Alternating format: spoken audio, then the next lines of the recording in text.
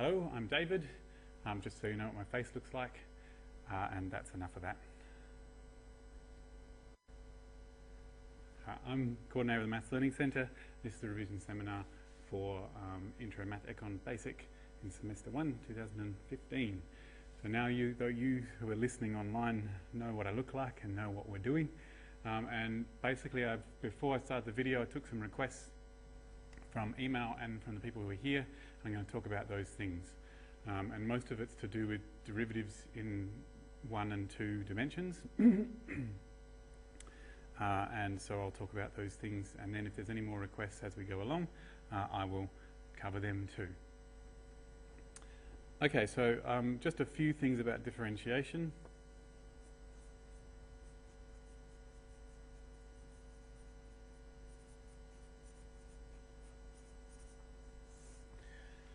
There's another revision seminar which talks about what differentiation means and some different ways of thinking about it in order to make sense of it, and talk about the various rules of differentiation. And there are several different rules that you can use. And one of the most powerful rules in differentiation is the chain rule. So I'm just going to start there.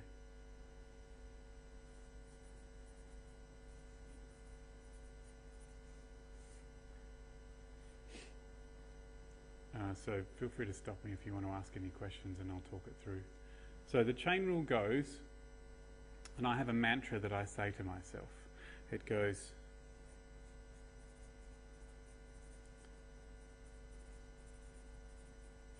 I would know what to do if this was just x or t or p or whatever.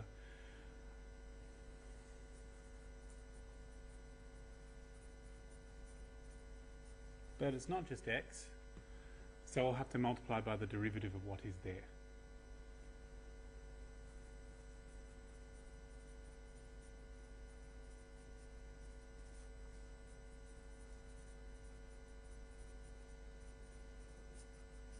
So those are my three things that I say to myself when I do the chain rule.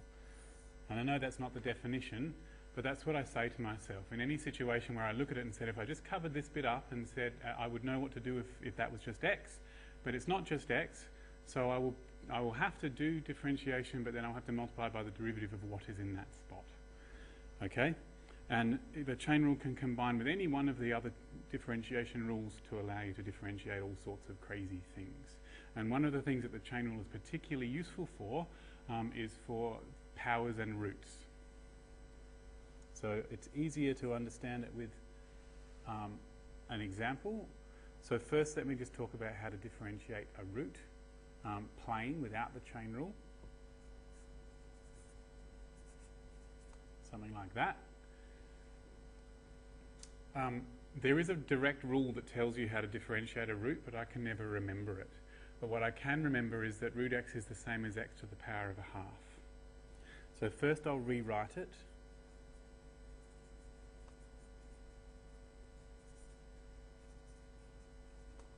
Half, and then the rules of differentiation say if you can write it as a power, then the power comes down by 1, and then it goes down by 1. So that's my other mantra. The power comes down and the power goes down. So the power comes down when I do the derivative, and then the power goes down by 1. So a half minus 1 is minus a half. And then you can rewrite that as a root again if you really want to.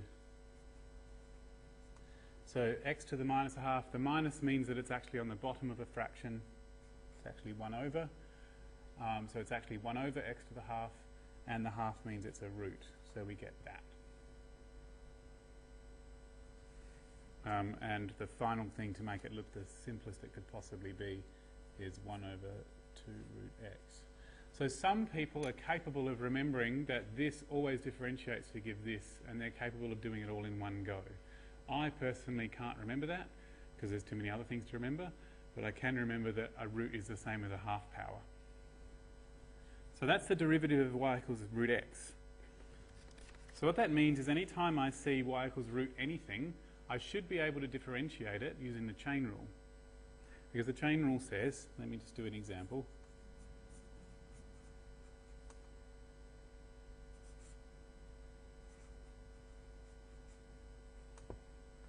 So if I've got p equals root q squared plus 1, I could differentiate it using the chain rule. So look, if all of that under the root sign was just x or q, I would know what to do.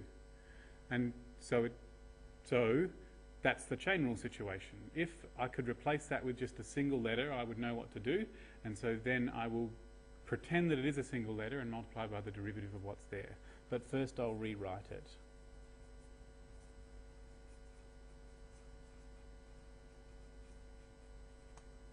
Okay, so if that was just q, I would know what to do.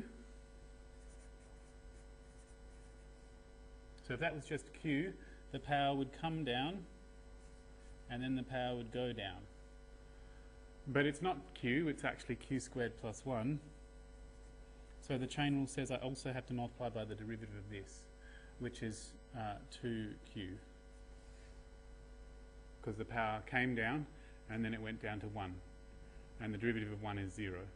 And so my answer, let's see, a half, this is all multiplication. I've got this times this times this. A half times 2 is 1. And traditionally you bring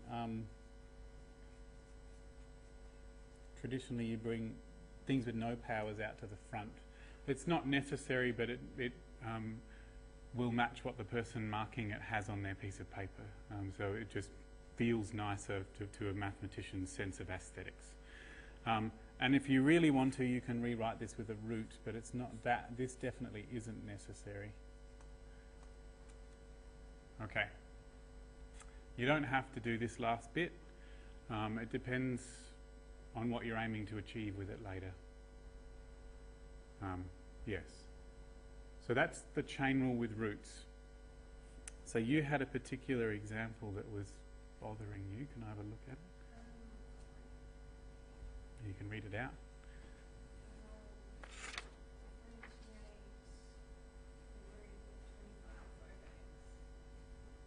So let me just see if I've got this right.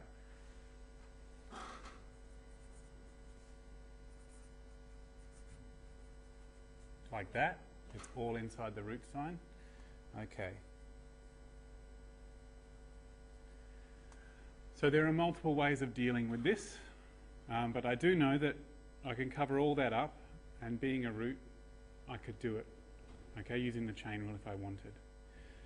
There's actually a rule that comes that you should try before you do the chain rule, is that you should actually try and rewrite it as a single power. That's the first thing you should always try and do. And you'll notice in the other two examples I did that first. I rewrote it as a power. So my hope is to attempt to rewrite it as a power of x first. So this isn't really a chain rule problem. We'll find out in a second. The rules for roots is that roots can be applied separately to the top and bottom of a fraction. So that's one of the rules for roots. Like that. So in the same way that multiplication can be brought in over plus when you expand brackets, roots can be brought in over division. And then root 25 is 5, if I recall correctly. And root x is x to the half. So my goal here is to rewrite it as a power if I at all possibly can. And the x being on the bottom really means it's actually 5x to the minus a half. So now I have rewritten y as a power of x, so I don't need to use the chain rule because it's just a power of x now. So when you do a derivative, a number that's multiplied on will still be there afterwards. So it's 5 times whatever, and then the x to the minus a half will become, the power will come down, and then the power will go down. So I have minus a half minus another half, another 1. Because you start where you are and you put an extra minus 1. So just to be explicit, that's what we're doing.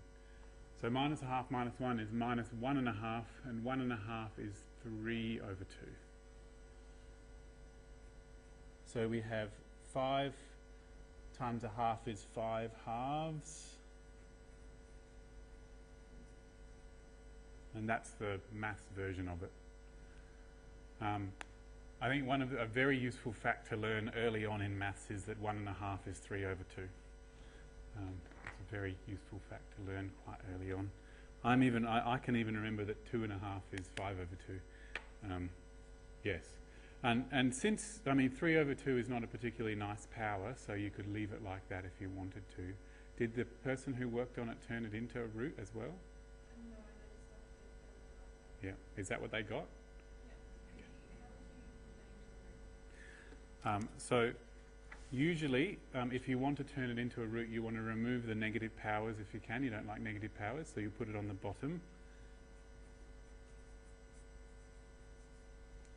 So I'll leave the 5 on 2 there. The x to the minus 3 on 2 becomes a 1 over x to the 3 on 2. And you actually have to think about it as 1.5. So you want to actually separate and write it as a mixed number so that you can tell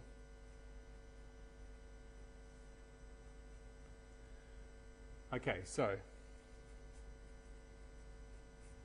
x to the 1 is x, and x to the half is root x.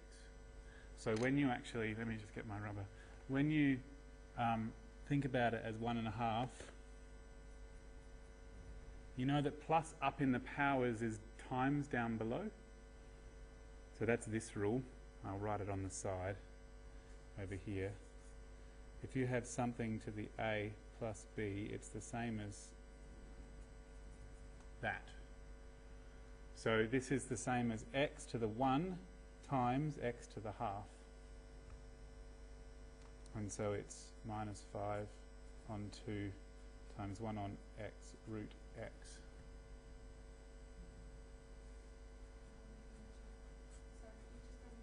Whoop, sorry. So just as a general rule, something useful to know if you're good at remembering rules straight up is that x to the something and a half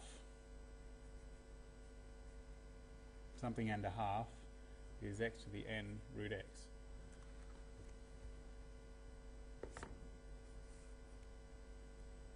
So if you can write it as something and a half, then it'll be x to the something and root x, because the something is there and the half is the root x.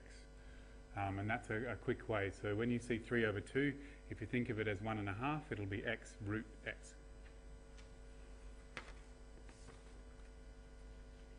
It works just as well for thirds as well, only it won't be root x, it'll be cube root of x. Like 2 1/3 would be x squared and the cube root of x. Okay. What you'll find is that one of the best ways to learn algebra is to try and use it for something else, and have a chance to talk to someone like we're doing now to figure out some of the algebra bits that were missing that you can fill in. So this course as a whole should work quite well as long as you have a lot of chances to talk to someone about what's going on, and that's one of the reasons that we have a maths learning centre, so that people can do that, but you have to know that you can come there to talk. So that you know, this semester, any semester, if you see any maths or algebra in any of your courses, it doesn't have to be a maths course, you can drop into the Maths Learning Centre and just talk about it.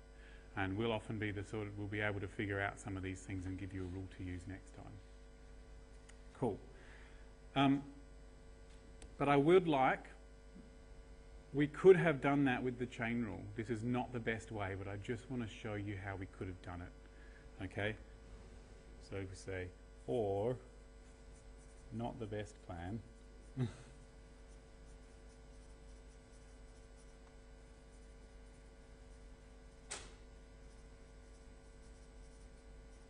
That shows how to use the chain rule. Okay? Just want to point out, okay, how it could have been done. Because sometimes taking something and doing it by a different method will at least give you a better handle on how the method works. So I could have rewritten it.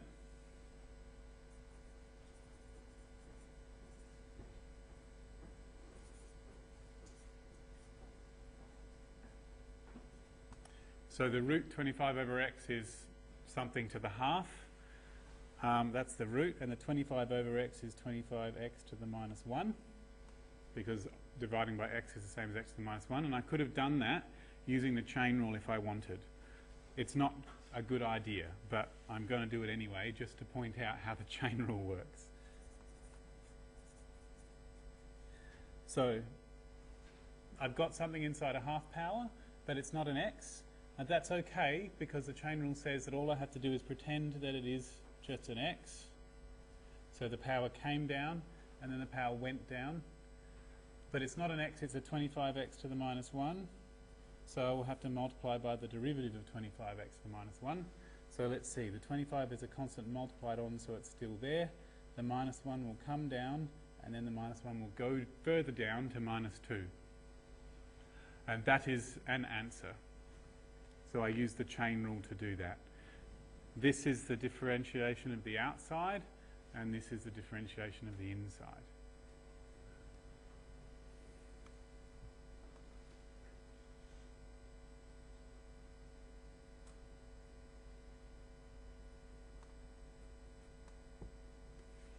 And there you go. It's not pretty, but that is an answer. I guess we've got like minus 1 would go out the front. 25 is still here. The half would end up on the bottom.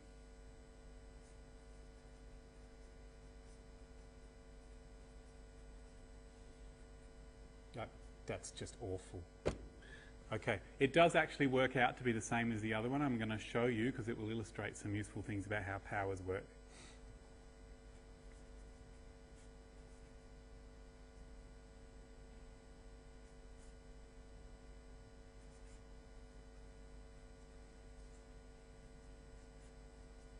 Okay, so that bit there, a minus a half power is a 1 over root.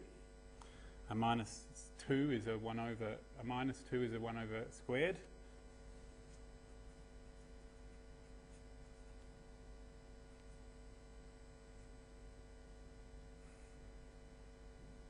And I can do these two roots separately.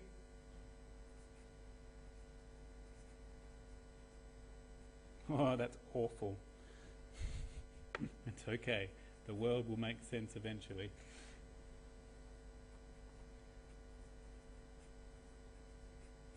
So the root 25 is a 5, and the 1 over x, the x to the minus 1 is a 1 over x. Bad, isn't it?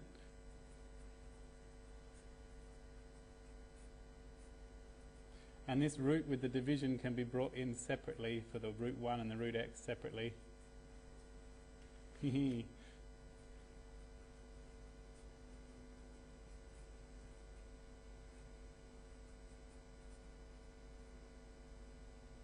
And if you don't mind, since this is all timesing fractions, I'll just times the tops here and the bottoms here, because you're allowed to do that with fractions. Whoa! Awesome.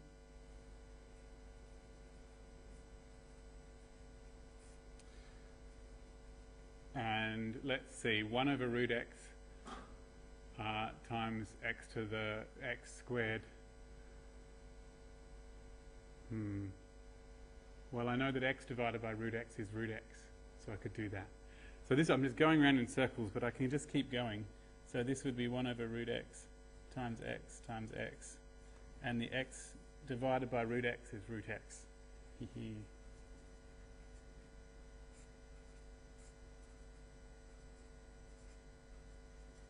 And then this 5 cancels with that to give me a 5 on the top, so I get minus 5 on 2x root x, which is the same answer that we had before.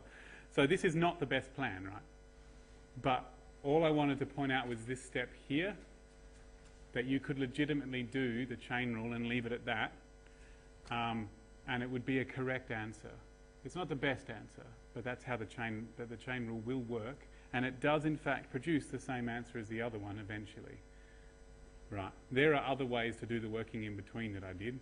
I really would have preferred to bring this half power in over this times. That would have been much more effective, but, you know, leave it at that. Yep. So down the bottom there, Yeah. when you times, you times the two fractions together. Yep. It's basically what's that? Just times the top and times the bottom. Mm-hmm. Let me just talk about that for a second.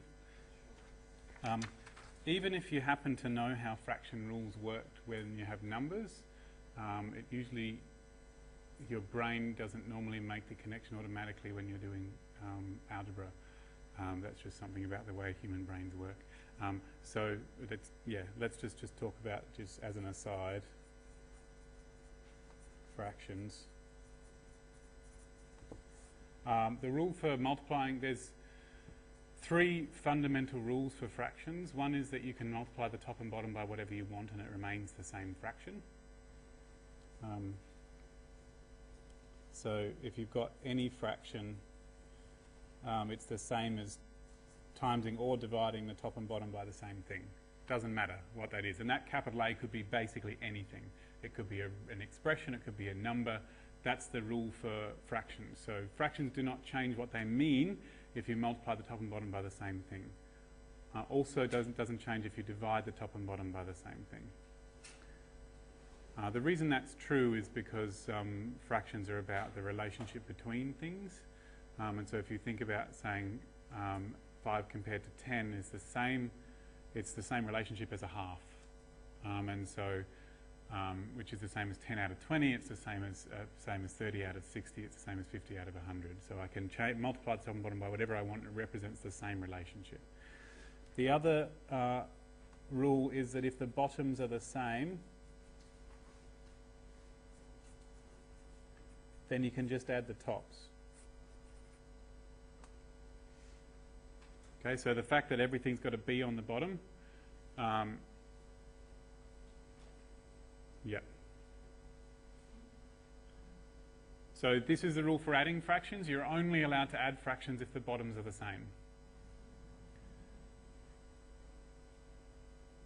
And then the third fundamental rule, there's actually 4 rules. The third fundamental rule for fractions is that when you multiply fractions, you just times the tops and times the bottom separately. No. So adding fractions is actually harder than multiplying fractions. If you have fractions where the bottoms aren't the same, you're going to have to do this rule to make the bottoms the same, and then this rule. I'll do an example with an algebra thing in a second. And then the last thing is that when you divide fractions, you flip them upside down.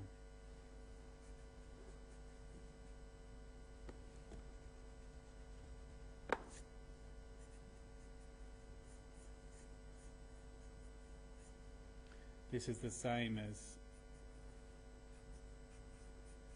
so the bottom fraction, the thing that you're dividing by, flips up the other way and you multiply instead. So they're the 4 fundamental rules of dealing with fractions. And for adding fractions where the bottoms are the same, not the same, you have to combine these 2. You have to make the bottoms the same and then add them. So let me do an example of that.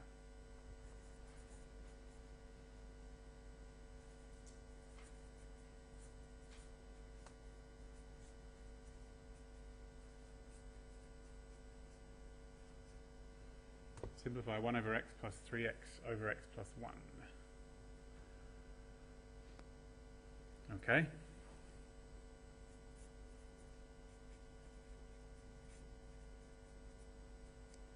So the rule for adding fractions says that you're not allowed to add them unless the bottoms are the same, and the bottoms aren't the same. So I'm going to have to make the bottoms the same.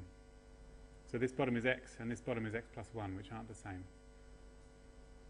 So I can't add them until the bottoms are the same, so I have to make them the same, and the only way to change a fraction, what a fraction looks like, without changing what it means, is to multiply the top and the bottom by something. So I would like to rewrite this fraction so it looks different, and the only way to really do that is to multiply or divide the top and bottom by something. So if I times the top and bottom of this by something to change the bottom, and times the top and bottom of this by something to change its bottom, in such a way that the bottoms come out to be the same answer, then I'll have done it. And what you normally do is you sort of look at the other fraction and you figure out what's missing from here. And so you've got an x here and an x plus 1 here. I need to have an x and an x plus 1 on both of them because then they'll be the same. And so you look at what's missing over here. So we'll go, if I times this one by x plus 1 on the top and the bottom,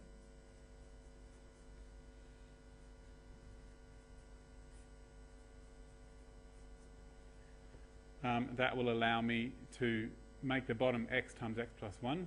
And if I times this one on the top and bottom by x, that will allow me to make the bottom of this also x times x plus 1. So now the bottoms are the same.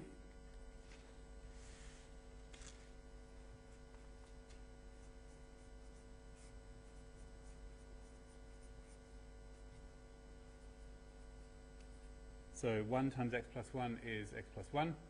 3x times x is 3x squared. And they've both got an x plus 1 on the bottom. So now the bottoms are the same, I can just add the tops.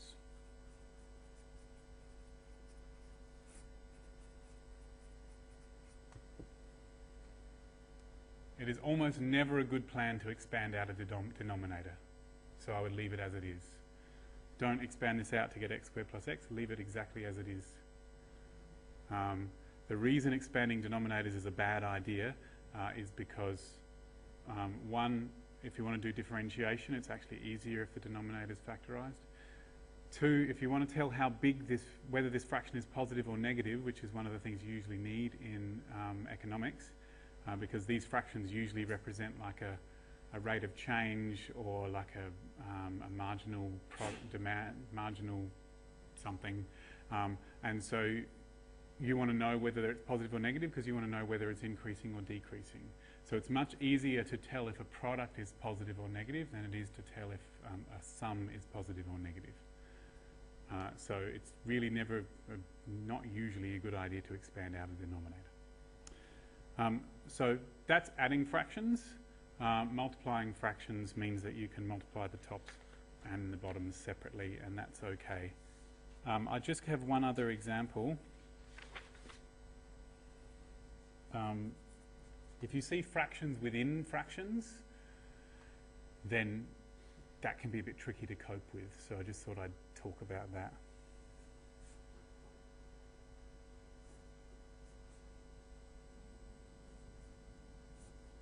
Okay, so firstly, 1 over x. The rules say that when you divide by a fraction, it's the same as multiplying by the fraction that's the other way up.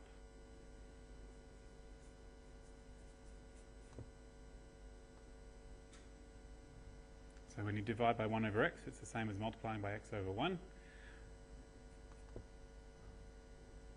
And 1 times anything is just whatever it was before. And x divided by 1 is the same as x. So that's just x. X divided by 1 is just x. Anything divided by 1 is what you started with. 1 times anything is the same, so this is just x. Some people like to think of it as having an imaginary over 1 here. Under the 1 that's there, because 1 can be rewritten as 1 over 1 if you want. But that's how I deal with it. So dividing by fractions, yep, I'm just going to change, if this was a 4, this would be a 4 here, and I'd get x over 4. So that's dividing by a fraction. And then if you have a fraction within a fraction, like that, which is horrifying, there are many ways to deal with this. So one way is to look at just the bottom and try and write that as a single fraction. And then once it's a single fraction, you know that 1 over a single fraction is flipping it up the other way. But that's a lot of work. I find the quickest way is to look at the bottom of the bottom, which is this x. And that's the thing that's annoying us. We do not want this x to be on the bottom of a fraction inside this fraction, because fractions within fractions are bad.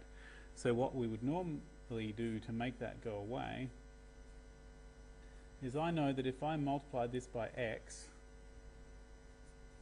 on the bottom here and expanded it out, I'd get 1 over x times x, and the x's will cancel and leave me with a 1. So if I times the top and bottom by the bottom of the bottom, it will make the fraction within a fraction go away. So I wanted to times the bottom by x and the top by x as well. So 1 times x is x, 1 times x is x, and 1 over x times x. And then they cancel. And I get this, because the x times x is cancelled. So that is one of the ways for dealing with fractions that have fractions within fractions. And if I had 2 fractions within fractions, I just multiply the top and bottom by everything that I saw, basically. So it's not necessary to do that, but most mathematicians and actually most people feel uncomfortable when they see fractions within fractions, so it's a useful thing to try and make better. All right. The other thing that I promised to do was to talk about differentiation. Oh, actually, no, there was that other example. So before I move on to multiple differentiation, I do just want to talk about what the first and second derivatives mean in terms of slopes and concavity.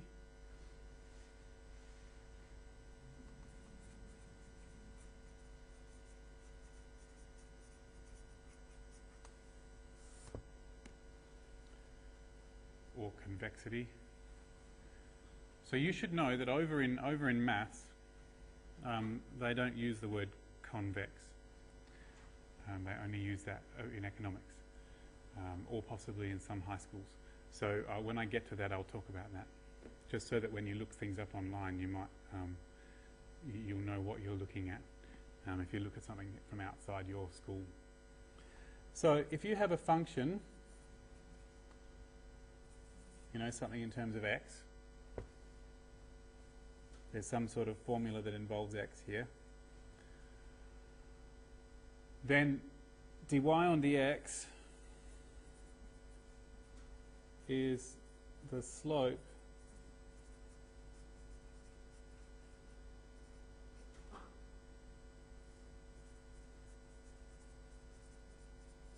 at the point on the curve that goes with that matching x.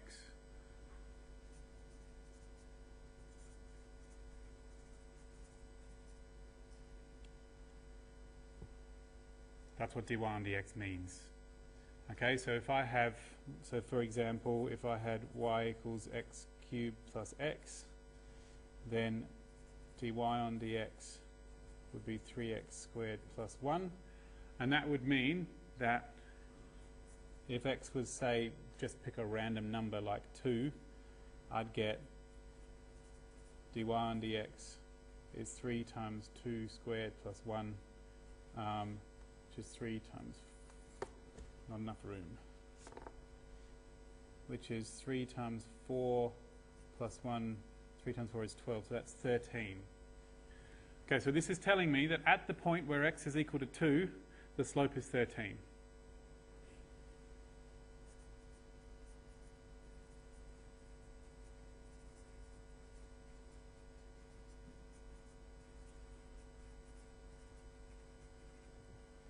Okay, so what is that?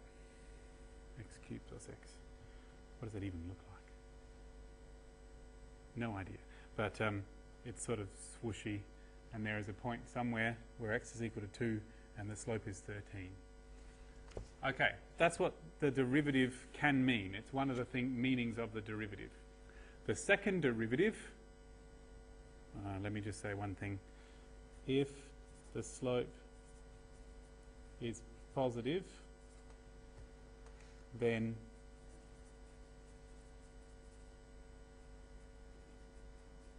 not the curve, the function is increasing.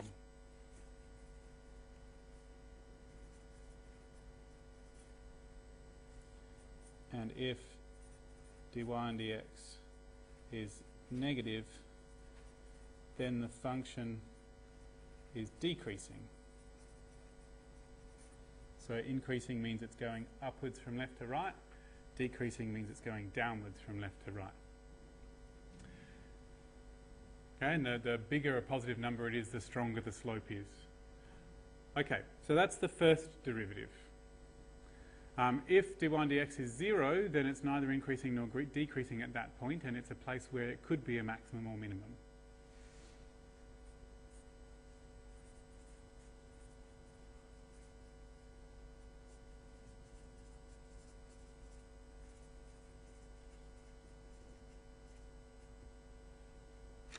Okay, so if dy on dx is 0 at that spot, then the slope is horizontal, and so it could be a maximum or a minimum.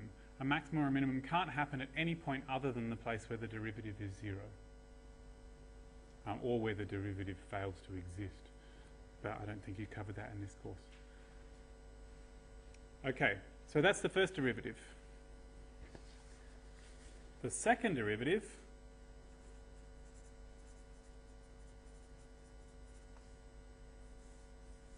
you start with y and it's some sort of formula, then you do dy and dx and it's some sort of new formula, and then you differentiate it again.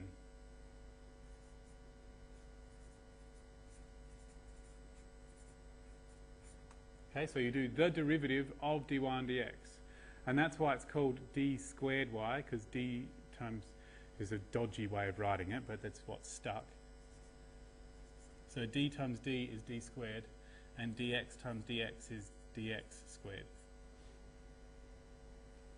And this is some new formula again. So we basically take this as a brand new formula and we differentiate it again. And what the second derivative tells you is it tells you how the derivative is changing. And what that means is that it tells you how the function is curving at the moment. So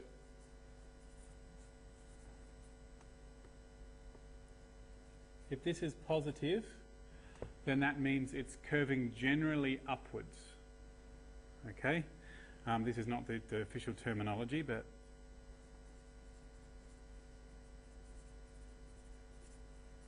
so something like this or like this.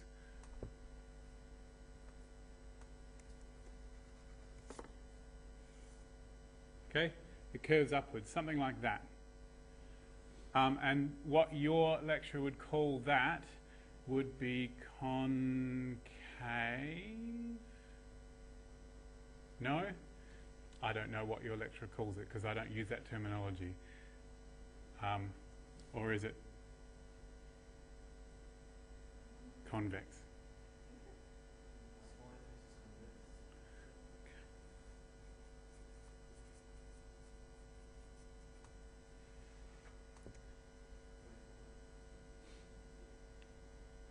Alright.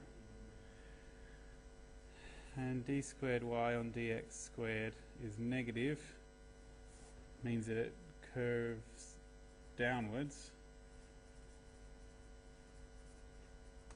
So something like that. Whoop, that's up again. And your lecturer would call that concave. In maths, in a maths degree, if you did a maths course or looked something up online, they would call this concave up and this concave down. They would call them both concave. So just if you're looking at things online, you should realise that I won't write it on the paper, so for the person who just downloaded the paper, they don't get confused. But you should know that in some places, if you look online for resources, this will be called concave down and this will be called concave up. There is no such thing as convex to a mathematician when you're referring to the shape of a curve. To a mathematician, convex only refers to the shape of an object drawn on a piece of paper like a circle. And say, well, a circle points outwards, so it's convex. Yes. Some people remember that concave is this way because it looks like the mouth of a cave. You live under here. Yes. I have real trouble remembering which is which because that's not a maths thing, right? What you call them is an English thing. And so I do know which one goes with which because positive is a smiley face and negative is a frowny face because positive is happy and negative is sad. So I know which way up they are based on the positive and the negative, but I don't know which one's called convex and concave, so you'll have to find a decent way of figuring that out for yourself. Okay, but that's what it means. The curvature, the sign of the second derivative tells you how the function is curving at that point. And what that means is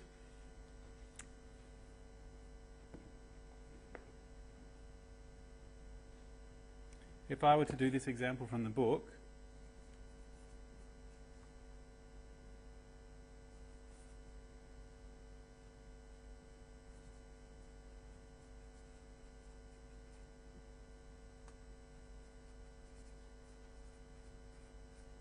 So this is from the textbook.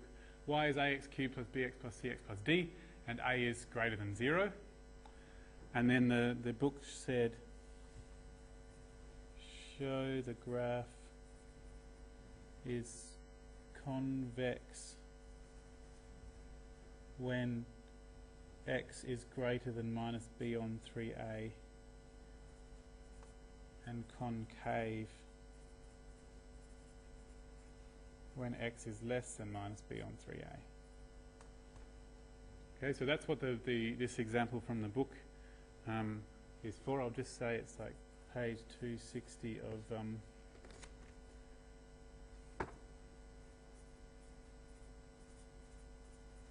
of the book by Jacques.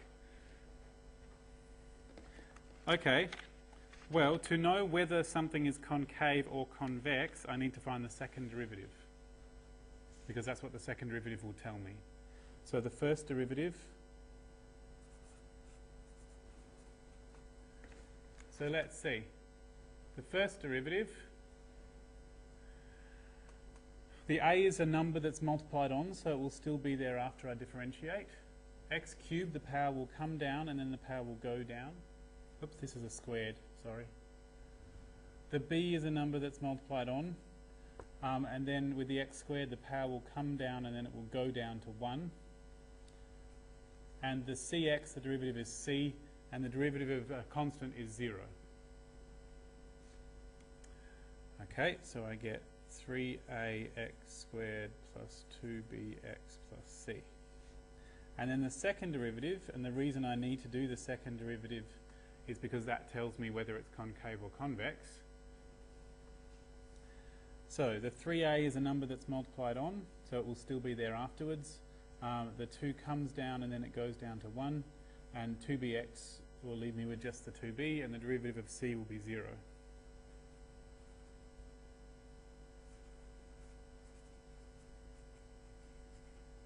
So this is what I have. The 3a times 2 is 6a. So it will be concave or convex depending on whether this is positive or negative.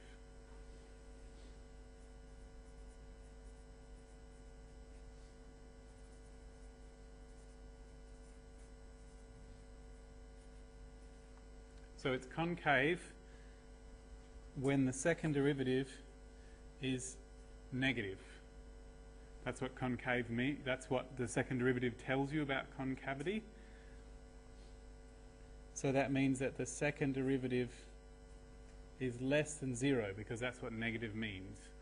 But the second derivative is really 6ax plus 2b, so I'll sub that in. We just figured out that the second derivative is 6ax plus 2b, so I'll replace this with 6ax plus 2b. And now I will rearrange the formula. I don't want this 2b here, so I'll subtract it from both sides. So I'll subtract the 2b from here and leaving me with nothing, and I'll subtract the 2b from the 0, leaving me with a minus 2b. And then I don't want this 6a here, so I will divide both sides by 6a to make it go away.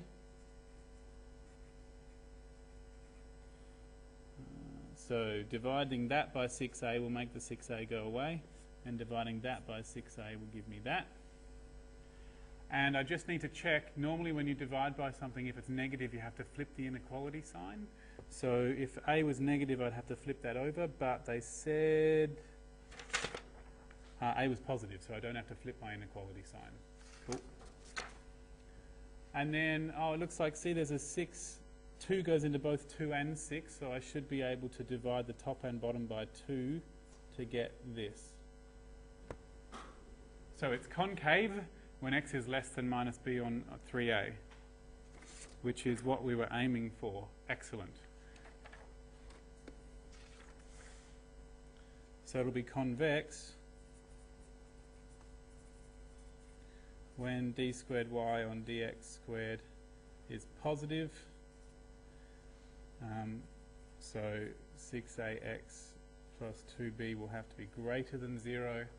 And then if we do exactly the same working, we're going to get to x is greater than minus b on 3a.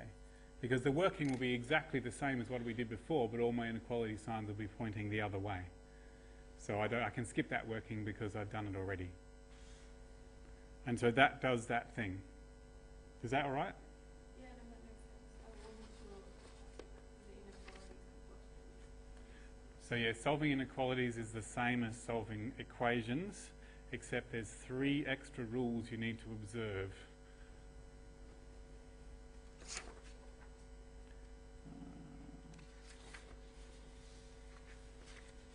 So just while I'm at it,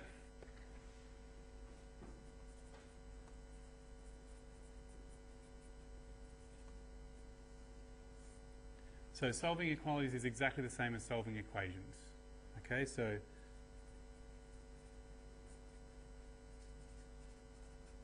same as for equations, and you do the same to both sides.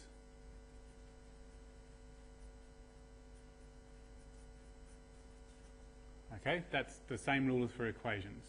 But there are 3 rules for inequalities that you need to observe, and they're to do with what happens when you do certain things. It will flip the inequality sign the other way. Okay? Except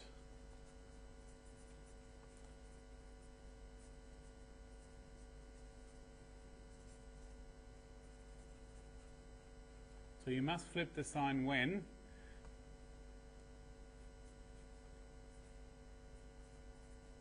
you multiply or divide by a negative, or when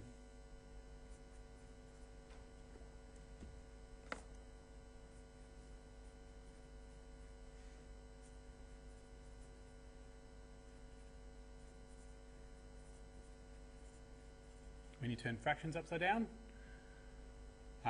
or when you write it in the opposite order. I'll show you what I mean by that.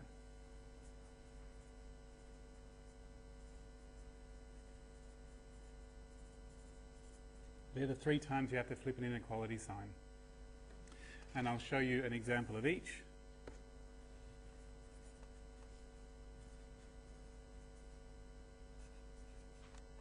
So 2 minus 3x is less than 5. So you might end up with this when you're doing like a problem like we just did. So same deal as always. Let's investigate where the x is. The x has been multiplied by 3 and subtracted, and we've got a 2 there. So I have to remove the thing that's furthest from the x first. So I'll remove this 2 by subtracting 2 from both sides. If I subtract that 2, it goes away. If I subtract the 2 from here, it becomes a 3. I don't have to flip the inequality sign because I've just done a subtraction. Subtraction doesn't count. But I want to get rid of this minus 3, so I should divide by it. So 3x dividing by the minus 3 will make the minus 3 go away, and I'll have to divide by minus 3 here. But because I divided by a negative number, this will go that way instead. So x is actually greater than minus 1. So that's the flipping that happened there because I divided by a negative.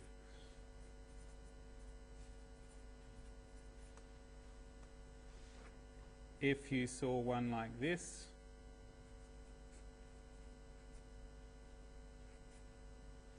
(3 over x is greater than 7, or possibly with an equal to, doesn't matter, I'm just making one up. Then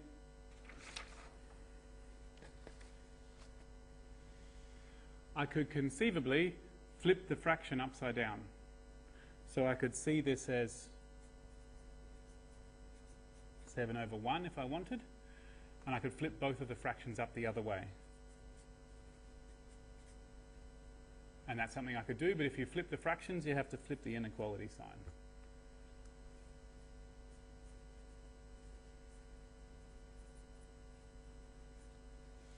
And the last one, if you manage via your working to end up here, 3 is greater than x, you could just write it the other way around. X is less than 3. And that's the last one I meant. It doesn't really rate a mention, but I think it's worth saying anyway. You haven't done anything, you've just written it in the opposite order. But whatever the arrow was pointing to before, it still has to be pointing to it afterwards. Some people actually forget to do that, so it's worth saying it explicitly. So that's when you can flip inequality signs. All right. Cool. And this is the sort of thing that you get if you visit the Maths Learning Centre. You'll go, oh, what you really need is some rules about how inequalities work. So, I'm going to talk about those multivariable derivatives now.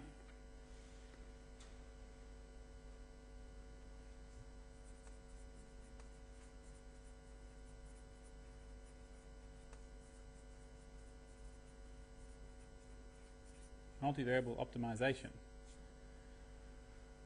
So,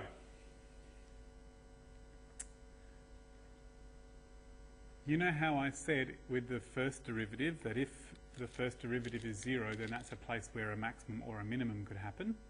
That's also true in a multivariable setting, only instead of doing ordinary derivatives, we're doing partial derivatives. The other seminar that I did last year has some more details on how that works. So what I'm going to do is I'm just going to do a couple of examples.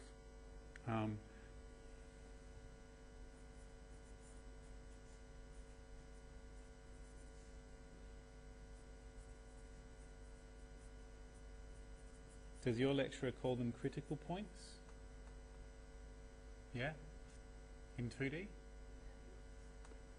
Okay.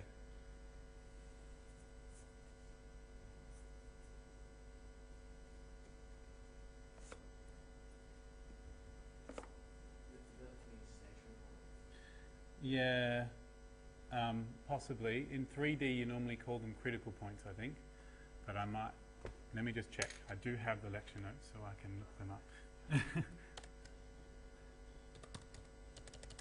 You'll find that maths is taught in a slightly different dialect in different disciplines. So that's especially true of statistics, actually. So when you study statistics in economics or health sciences or anywhere else, you'll find that the terminology will be ever so slightly different. So it's worth just taking note when you look at things online.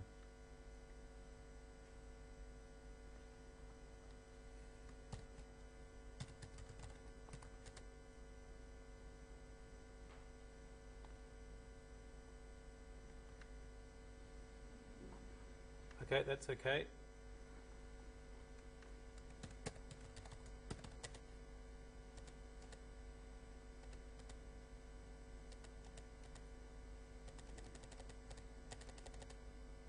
All right, yes, your lecturer calls them stationary points.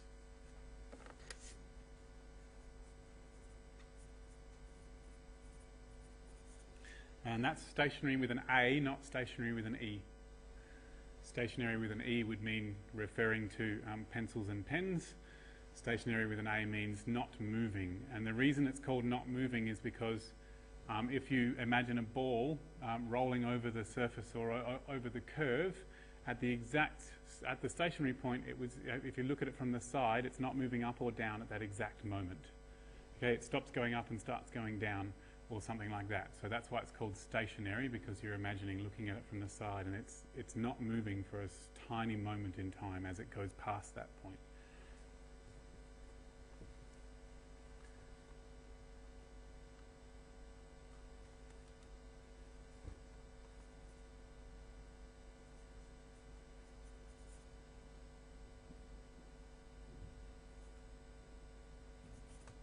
Let me do this one. Find the stationary points of the function z, which is equal to x squared plus xy minus 2y. Okay, so that function is a 3D function.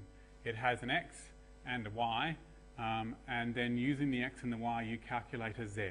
So just a picture of how the calculation is done is we have an x and a y, and together the x and the y go together to calculate a z.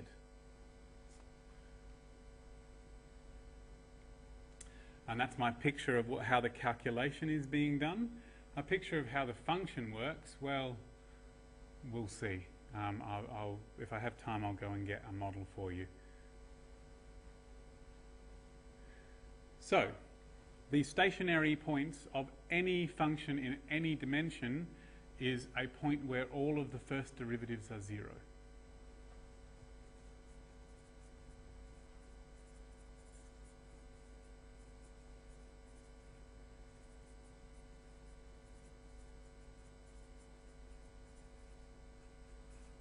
Okay, it has all the first derivatives equal to 0. And we need them all to be 0 simultaneously. So when it's just a y being an x changing a y, we just need one of the we just need that single derivative to be 0, and we can set it equal to 0 and solve it. But if you're in 2 dimensions, you need 2 different derivatives to be 0. So first we'll have to calculate the derivatives.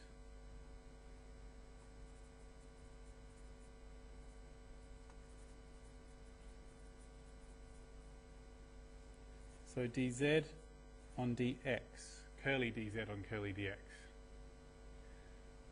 Can I fit them both on the screen at once? Yes, I can.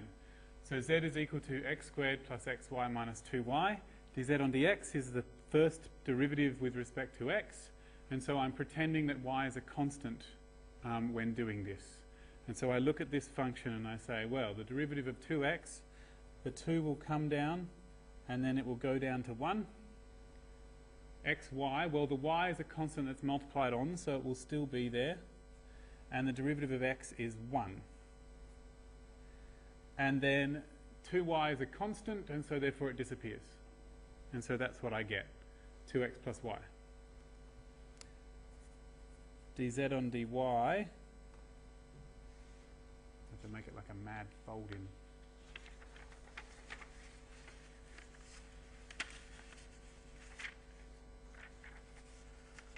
There we go. dz on dy, the x squared doesn't involve a y, so that counts as a constant, so it disappears. The x is a constant multiplied on, so it will still be there after we differentiate. And the derivative of just y is 1. And then the derivative of minus 2y will just be minus 2.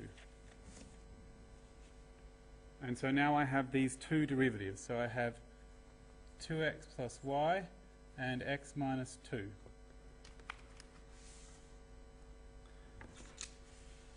So according to the rules, I need both of these to be 0 at the same time in order to be a stationary point.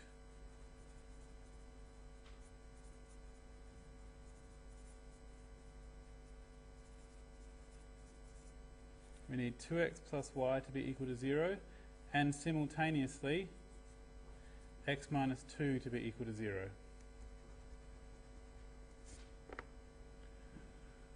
Okay, so if we solve this one, we get x equals 2. And then if we sub it into this, it'll tell me what y is.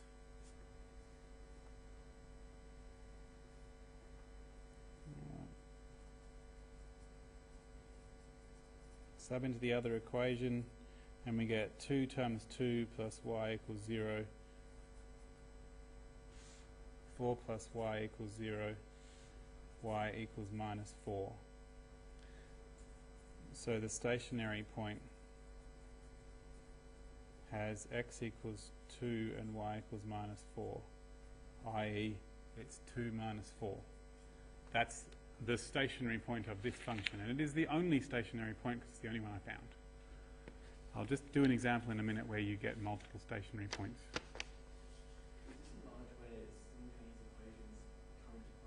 So simultaneous equations may come into play in this setting. It didn't at this time because I just told me what x was. But if both of those equations have an x and a y simultaneously, then you're going to have to do a simultaneous equations thing. But it's not necessarily going to be a linear simultaneous equations thing, so you might actually have to rearrange one of them to get y equals and sub it into the other one. Yep? So can you just assume that's like a maximum? You don't have to I don't know. I'm going to have to figure it out. okay. So if the question just says find the stationary points, you'll just go, that is the stationary point, and I'm not even going to declare what kind of stationary point it is. However, if I want to classify them as well,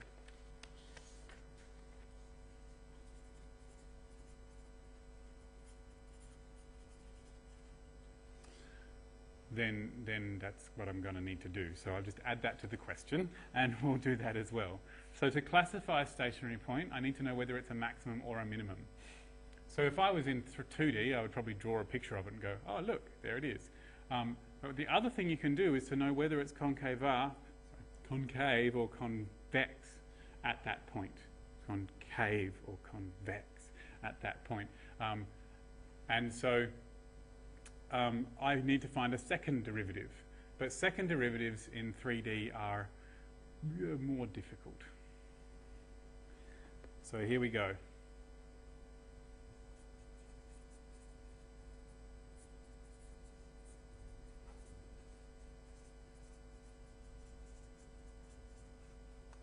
So there are in fact 4 second derivatives. 2 of them are the same, but basically I'm going to need to find them all in order to do this. So to classify, I'm going to need to find the second derivatives. So let's see. My original function, this is my other diagram I like. I need to find the first, do d on dx, and that gives me dz on dx. And do d on dy, and that gives me dz on dy. And I could do d on dy again, and that gives me d squared z on dy, crap, wrong spot, sorry. D squared y on dz squared, d squared z on dy squared. Over here I could do d on dx again, which gives me d squared z on dx squared. I could do d on dy from this point, and that would give me d squared z on dy dx. Or I could do d on dx from this point, and it would give me the same answer. But technically the other one is d squared z on dx dy. Yep. In the cross. This one here? So, can you just quickly explain how you got the ordering of it? I will.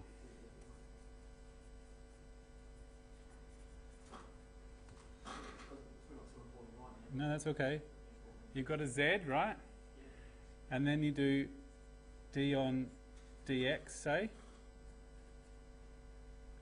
And then you do d on dy. So you'll get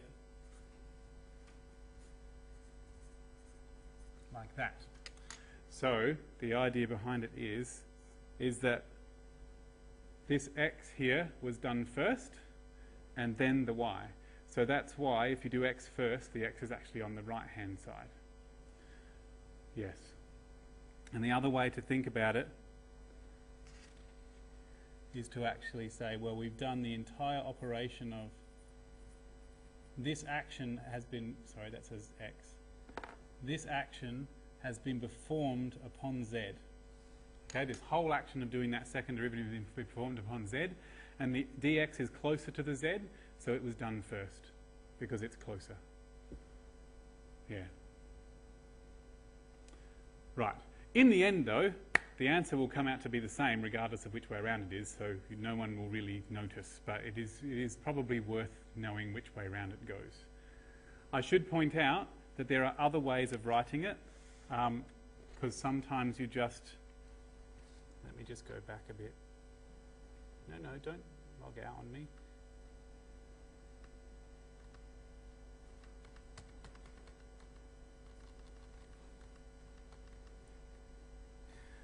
All right, that's the curly D version. The other version is like this. You have like an F, and you do D on dx, and you get Fx, and then you do D on dx again, and you get Fxx. We could do D on dy, and that would be Fy, and we could do D on dy again, and that would be Fyy. And from here we could do D on dy, and you get Fxy. And here we could do D on dx, and that would be Fyx. So you see the ordering here,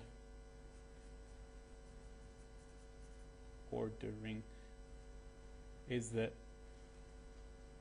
fx y means that we did the x derivative first and then the y derivative. And it's to do with whichever is closest to the symbol. The x is closest to the f, so I did it first. Whereas in this setting here, the y is furthest from the z, so I did it second.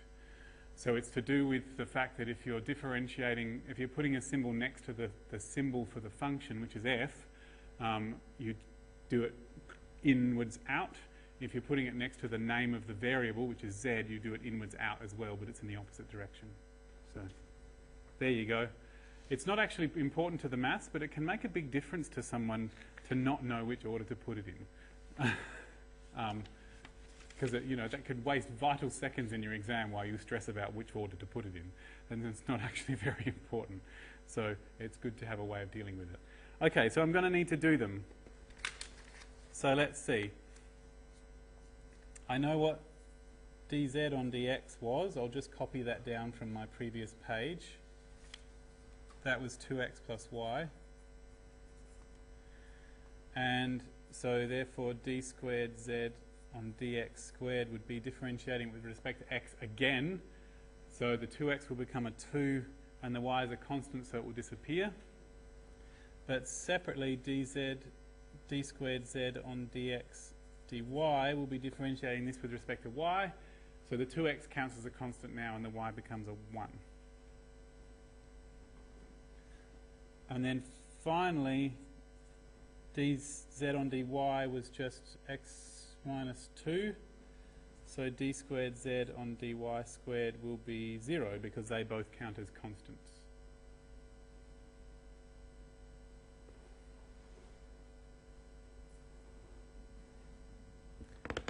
And just for completeness' sake, d squared z on dy dx comes out to 1 as it should. Okay, because the derivative of this with respect to x is 1. So just to check that I've done everything right, you want to make sure these two answers come out the same. So the deal is that when you need to decide, the deal is that we now need to decide based on this information whether it's a local maximum, a local minimum, or a saddle point. And a saddle point is confusing because it's a minimum in one direction and it's a maximum in the other direction, and so therefore it doesn't count. And I'll go and get a model for you and show you what it looks like in just a second. So I find it, there's a thing in the notes.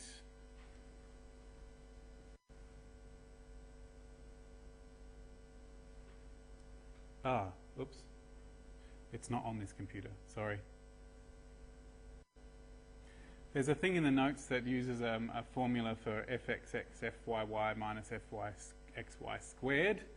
I find it easier to just arrange them in a little box so that I can figure it out.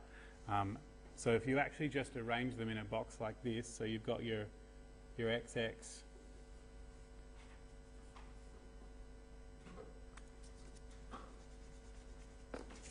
box like this.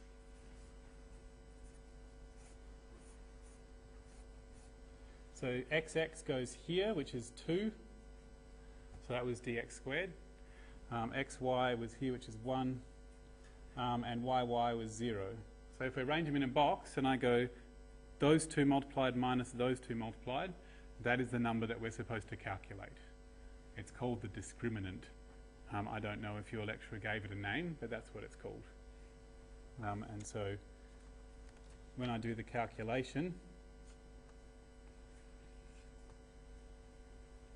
I wish your lecturer had given it a name, but anyway, I called it an upside down delta, but anyway, it's 2 times 0 minus 1 times 1, which is minus 1. So the fact that this comes out to negative tells me it's a saddle point. If it comes out to a negative answer, it's a saddle point.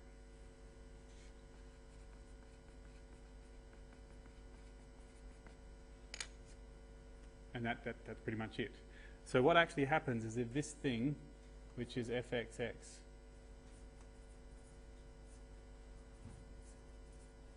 that thing there, and you can remember it by actually going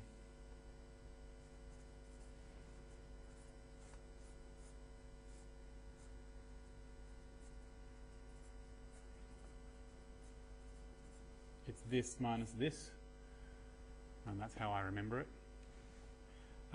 That thing there, if it comes out to be negative, then you get a saddle point.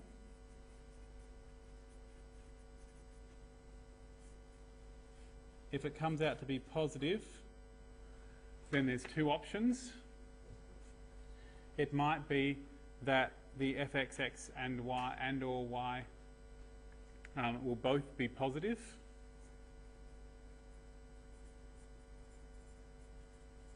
In which case you'll have a minimum. Or it will be that the fxx and the fyy are negative, which means you'll have a maximum. So that's how to decide what sort of stationary point it is. So first calculate this and decide whether it's positive or negative. If it's negative, you've got a saddle point. If it comes out as positive, then either both of the things on the diagonal here will be positive, in which case it's a minimum, or both of them will be negative, in which case it's a maximum. And the reason why it's a minimum when it's positive is because positive means it's convex, like that. Positive means it's convex, which means it has to be a minimum, and negative means it's concave, which means it has to be a maximum, which is the same as in the one variable case. Give me 5 seconds. Oh crap, I didn't record that bit with the picture. I went all to this effort to put it on the screen, and I didn't record it. Just let me do it again. This surface here, so sorry for those in the room, you're just going to have to see it again. This surface here has maximums and minimums everywhere. This hill is a maximum, and it's the top of a hill no matter which way you come to it. And at that point the discriminant will come out to be positive, but both of the double derivatives will come out to be negative.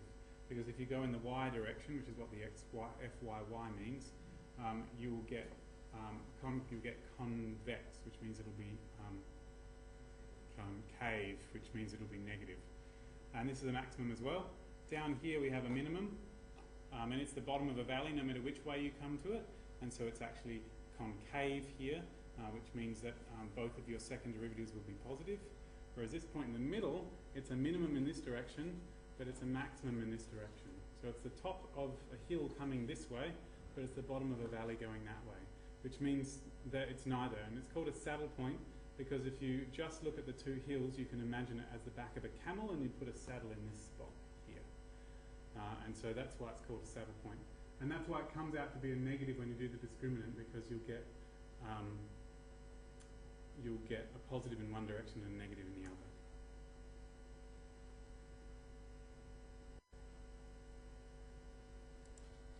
I'm going to do a what if. I'm not going to give you the original function, but what if the x derivative came out to this and the y derivative came out to this?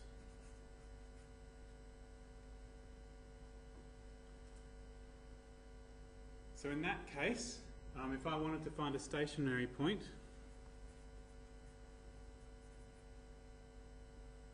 I'd need both of these to be 0 at the same time.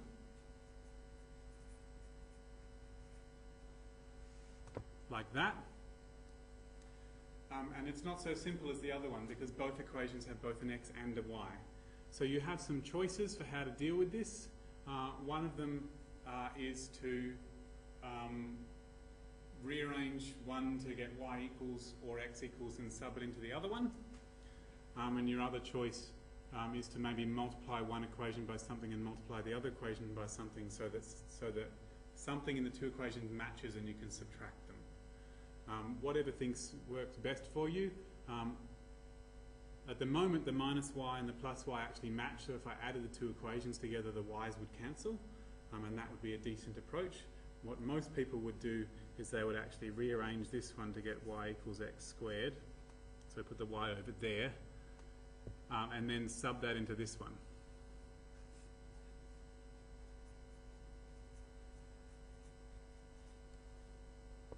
And that is not pretty. I don't want to cause pain by having unhelpful answers at this stage, so I'm going to change the question. You can't do that in the exam. so I'm just going to put that as a 2 if you don't mind.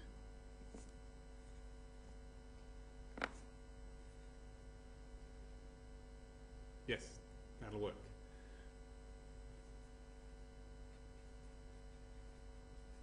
So what I have to do at this stage is I have to figure out what x is. And because it's a quadratic equation, there will be 2 answers. So I can either use the quadratic formula to try and solve this, or if I'm really lucky, I'll be able to factorize it. So let's see, I need 2 numbers that multiply to give 2 and add to give -1. Oh, crap. It needs to be a -2. Trying to make up questions on the spot is never a good plan. If you ever become a lecturer, don't do revision lectures where people make requests because you'll be stuffed. Or just have questions for everything. Okay, right. I can do this. 2 numbers that multiply to give -2 and add to give -1. That would be -2 and 1. So they need to add to give -1. So the bigger one has to be negative. And so I'm going to need something like that. So let me just check. -2 times 1 is -2, and -2 plus 1 is -1. And so I am able to factorize it, and I get x equals 2 or x equals -1. So they're my 2 answers. So what I'm saying is that my stationary point will occur at a place where x is 2. There could be more than one stationary point where x is 2. And at x equals -1, there could be more than one stationary point where x is -1. But I now need to sub them separately into one of the equations that will tell me what y is. So I think the easiest one to sub into will be this one, because it already says y equals. This already says what y is, so I'll just sub the x into that. So sub into y equals x squared, and I get y equals 2 squared, which is 4, or y equals -1 squared, which is 1.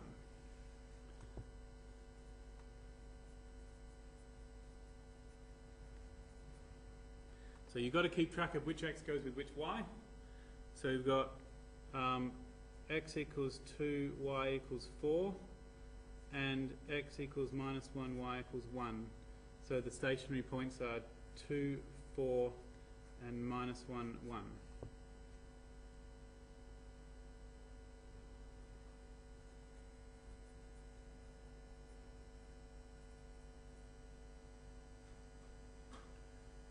Right, so I have found 2 different stationary points.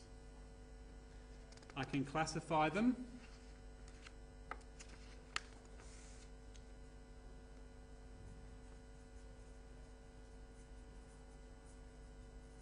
I need to find my second derivatives.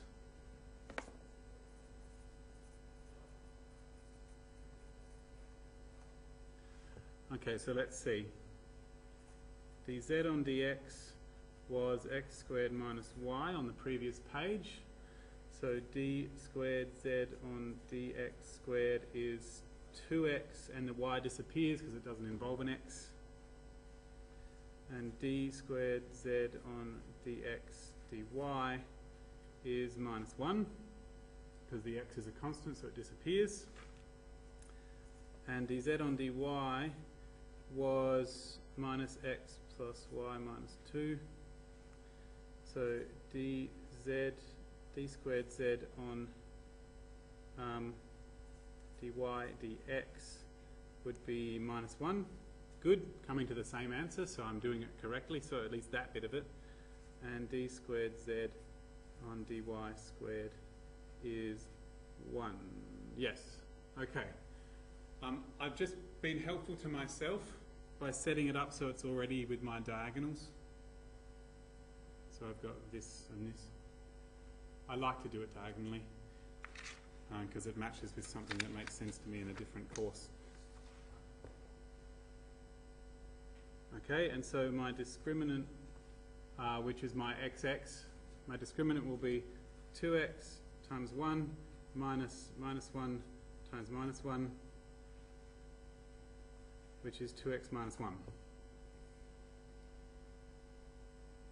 Yes, because -1 times -1 is +1. So I'll see how it's got an x in it. That means that it's a different answer depending on which x you're at. And it might also have an x and a y, and you have to sub them both in. So at the point 2, 4, the discriminant comes out to 2 times 2 minus 1, which is 3, which is positive. So it's either a maximum or a minimum. Don't know which one yet. I'm going to need to figure out what the actual value of the xx and the yy are. So I've got d squared z on dx squared is 2x, which is 4, and d squared y on dy squared is 1. So they're both positive, which means that it's convex that way up, and so that means it's a minimum. Local minimum, technically. Okay, so I had a positive discriminant, and it's concave, and it's upwards curving there, which makes it a minimum. And at minus 1, 1, this calculation is 2 times minus 1, which is minus 3. So saddle point.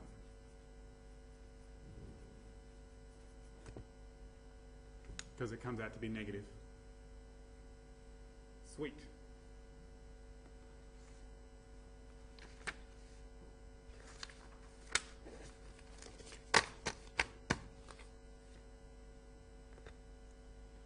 Just for interest's sake, you don't have to do it, but I feel I should say, just FYI.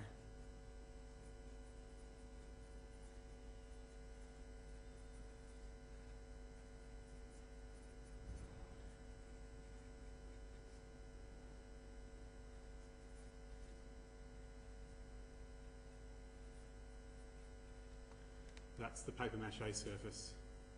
Roughly, I mean not quite because I did it in the sand pit, but that's what it's designed on. And if you actually do all these derivatives things, you will find that you'll get 5 critical points, and 2 of them will be local maxima and 2 of them will be local minima, and the other one will be a saddle point.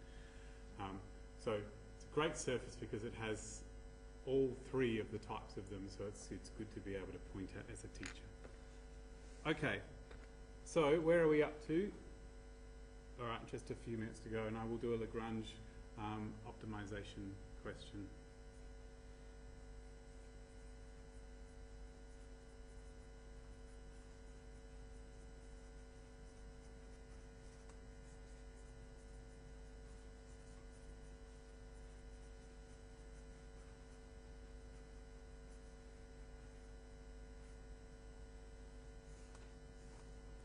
So constrained optimization means Lagrange multipliers, and the concept behind it is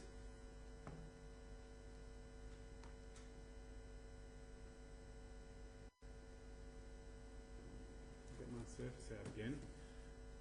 I know that this surface has a proper maximum here. That's the highest it possibly gets to. But I might not be interested in all possible x and y values. I might only be interested in x and y values that are, you can't see it.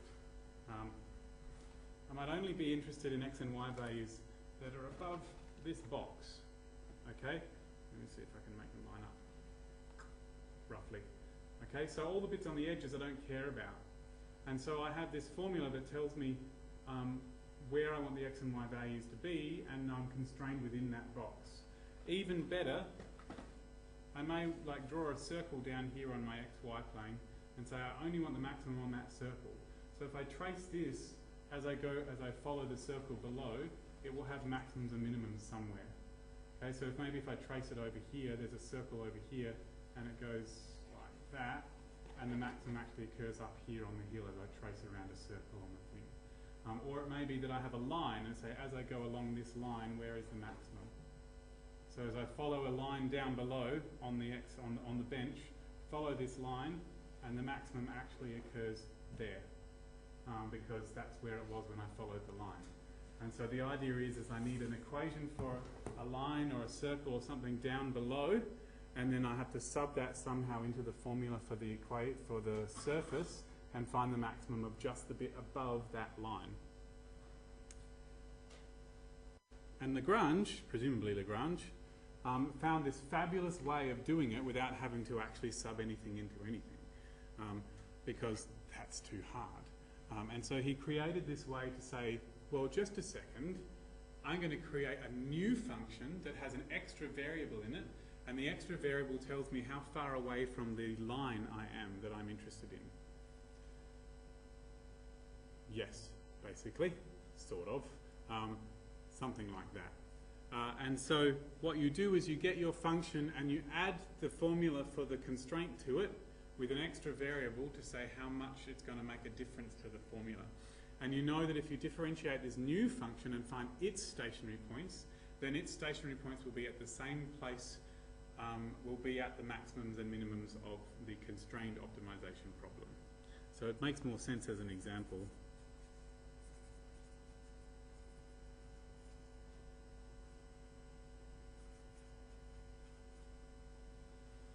I might just modify an example in the notes.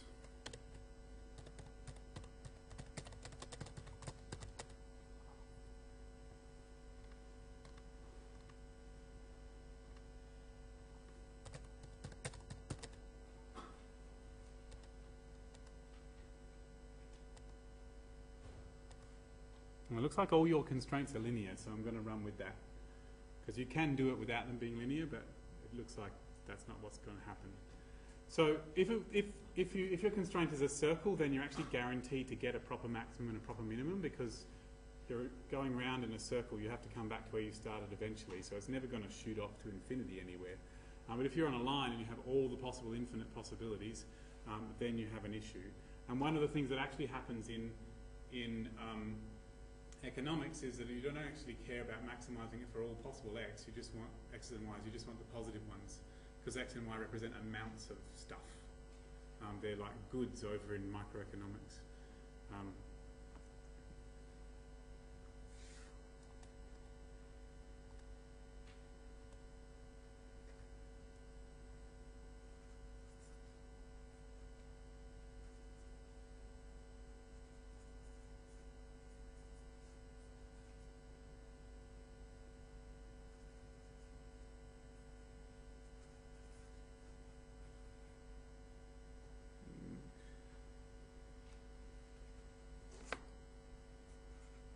That'll do.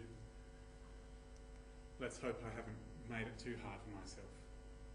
Okay, so you've got a function. I've called it u, just to make it feel like a utility over in microeconomics, and it's subject to that. And this in microeconomics, this would be your budget line. And so you'd have, well, this is the cost of x costs 3 and y costs 2, and the total budget is 12. So that's what it would be in a microeconomics sort of problem. And so I need to do this by Lagrange multipliers, and so I'll create a brand new function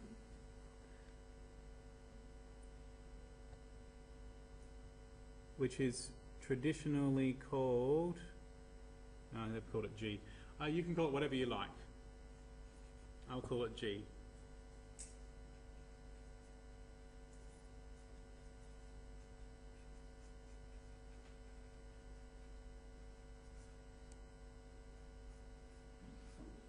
Okay, so that's what I've done. I've gone x cubed y plus x plus lambda number minus thing.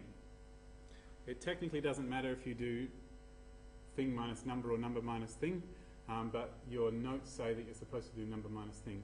The lambda has a specific meaning. I'm not sure what it means. I don't think it's in this course, and I've never been taught, but I do know from hearing people that there is a specific meaning of lambda, and it only means that if you put the minus around the right way. So I'm pretty sure that your lecturer will have set it up this way to match with something that happens in a future course.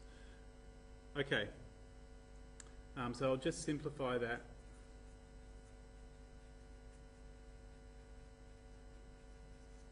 Okay, so that's my big new function that involves also this lambda.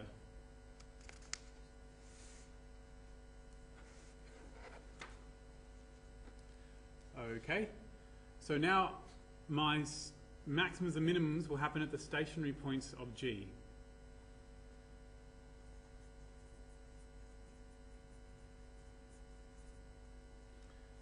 So dg on dx Okay, so the y is a constant and it's multiplied on, so it will still be there. And the x cubed, the power will come down and then the power will go down. The x, the derivative of that is 1. The lambda is a constant multiplied on, so it will still be there after I differentiate. The 12 is a constant, so it disappears. Minus 3x will become a minus 3. And the minus 2y, that's a constant, so it disappears as well. So I get this. So there's no need to expand it out. Because if you use that reasoning, you say constant multiplied on will still be there afterwards. You can just do that as many layers deep as you need.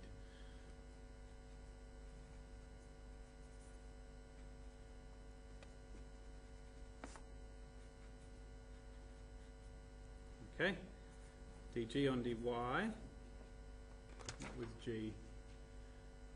So let's see, x cubed is a constant multiplied on, so it'll still be there afterwards. The derivative of y is 1. X is a constant, so it disappears. Lambda is a constant multiplied on, so it's still there afterwards. 12 is a constant, it disappears. Minus 3x is a constant, so it disappears. And the derivative of minus 2y is minus 2. So I've got x cubed minus 2 lambda. And then finally, dg on d lambda, that doesn't involve a lambda, so it disappears. That doesn't involve a lambda, so it disappears. This is all a constant, so it will still be there. And the derivative of lambda is 1. And in order for it to be a stationary point, all three of those have to be 0 simultaneously.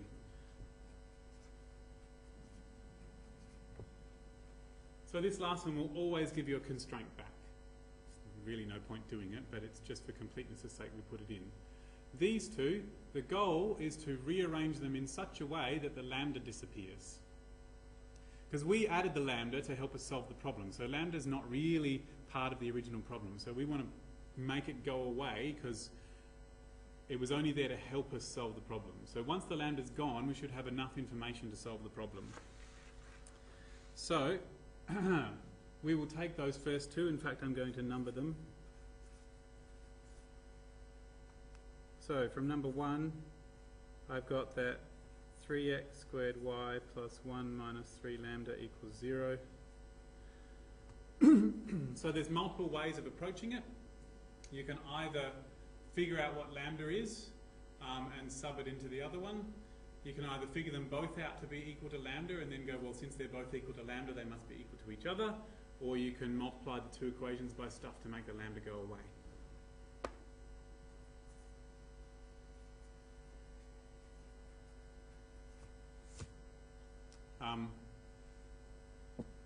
There's even another one, make them both equal to lambda and divide them. And that will work too. So there's multiple different things that could happen when you do Lagrange multipliers. But whatever method you can have to get rid of the lambdas is perfectly okay. Personally, I'm going to multiply this one by 2 and this one by 3 and then subtract them. Possibly even better, I'm going to do number 1 times 2. So 6x squared y plus 2 minus 6 lambda equals 0. And I'll do number 2 times minus 3 minus 3x cubed plus 6 lambda equals 0. And now if I add them together, the minus 6 lambda and the plus 6 lambda will cancel each other out. That's how I like to think, but other people like to rearrange it to get lambda equals.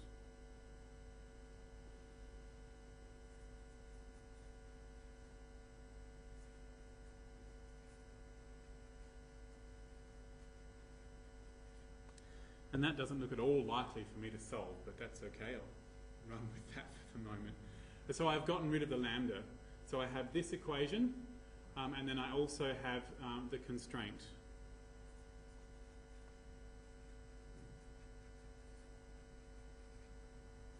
So now I have two equations and two unknowns, and I can attempt to solve them. Doesn't look like the slightest bit of fun, though.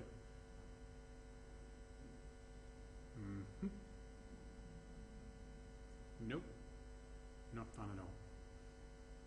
That's going to be awful. Sorry for giving you a bad one.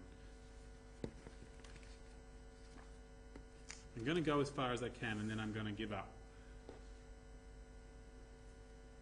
So again, now my goal is to try and figure out what x is in terms of, to figure out what x and y are.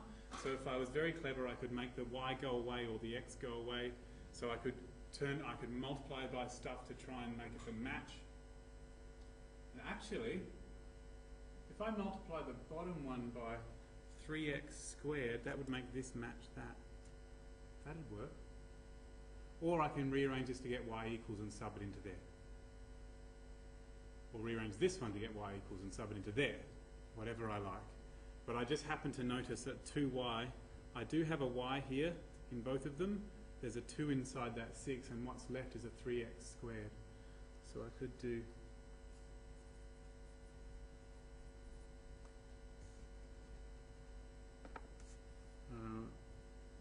let's call this equation 4 and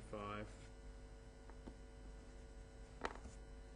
Number 5 times 3x squared. So 3x times 3x squared would be 9x cubed. 3x squared times 2y would be 6x squared. And then I should be able to go number 4 minus number 6. That one minus that one. 6x squared y minus 6x squared y would be 0.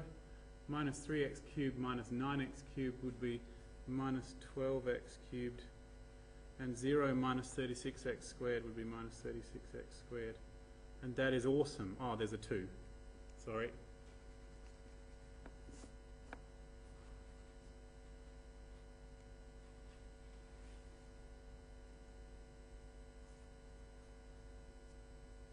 That's not at all pretty.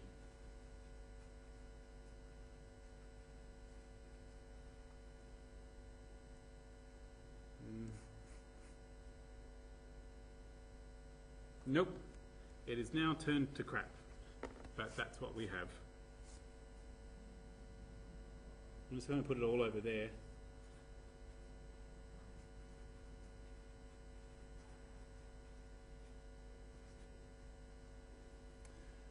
And I do not enjoy the prospect of trying to solve a cubic like that. So we're going to say, stuff it. But you would expect, being a cubic, there to be 3 answers. And so we're going to expect 3 stationary points. And so we're going to get 3 values for y. Yeah. So at this stage, I would resort to technology and get a computer or a calculator to solve that one for me. If that minus 2 wasn't there, if that 2 wasn't there, then it'd be sweet. I could do it. So I could change the original question, but I think that where'd that 2 come from? Yeah, I'm not going to change the question.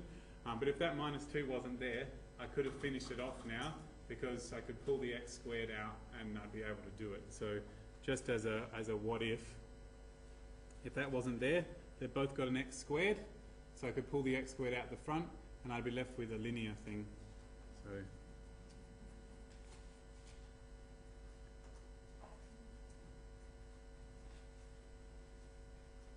if you had gotten to there, what if there wasn't a minus 2? Then it would have been that. And I would have gotten x is equal to 0 from the x squared, or x is equal to 3 from this one. And I could have subbed it back into whichever one I thought was best. Maybe this one here, number 5. And I would have gotten, when x is equal to 0, we get 2y equals 12, so y equals 6. Whoop. Or x equals 3 would give me 3 times 3 is 9, so 9 plus 2y equals 12, 2y equals 3, y equals 3 over 2. And so my optimization happens is that I get my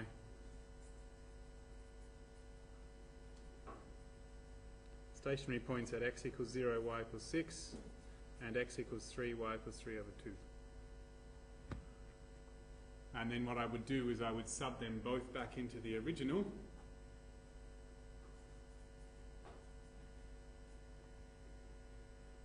What was it called originally? U. So U at 0, 6, the original formula for U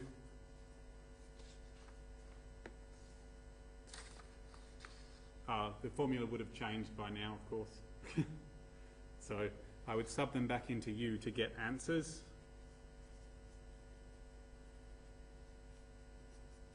And whichever of these answers was the biggest is the maximum. So yeah, you don't have to do any saddle point stuff as far as I know. Yep.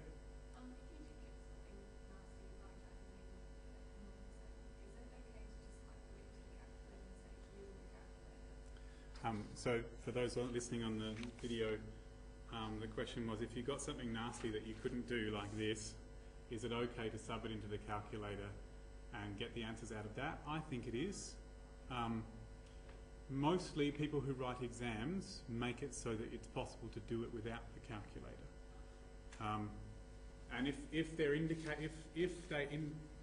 they do want you to do it with a calculator, most lecturers will indicate how many decimal places they want. They'll say, give it to 2 decimal places, then you'll go, aha, that must be a calculator question. Okay? I would say that in general they'll want it in exact form. But look, if you do get something horrifying, then it's best to come up with an answer and work from there than it is to do nothing after that point. So you see what I did, I said, well, what if this was the question? And then it would be that. And I wrote down what I would do. And that's perfectly legitimate.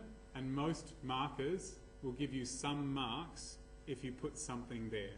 So if you get stopped at a point and you know, well, this is what I would do after that, even if all you do is describe what you would do, say, I will now follow these steps, and you never get back to actually figuring out what the problem was, then you'll get something. Because most people marking it will find places to give you marks if it makes the difference between a pass or a fail, or between a distinction or a credit or something like that. So that's exam philosophy. If you had like weeks, you would go back and try and figure out where the problem was. Cool. I hope that was helpful. Please do use the Maths Learning Centre. It's open 10 AM to 4 PM all the way until the end of exams. So that includes next week. And you can come to talk about anything mathematical that's in any of your courses. So if there's something mathy that comes up that was tricky in something else, come talk to us about it. But do bring your notes, because sometimes there's some finance or something or other terminology that we're not sure on. So it's good to bring your notes so that we can look it up. Thank you.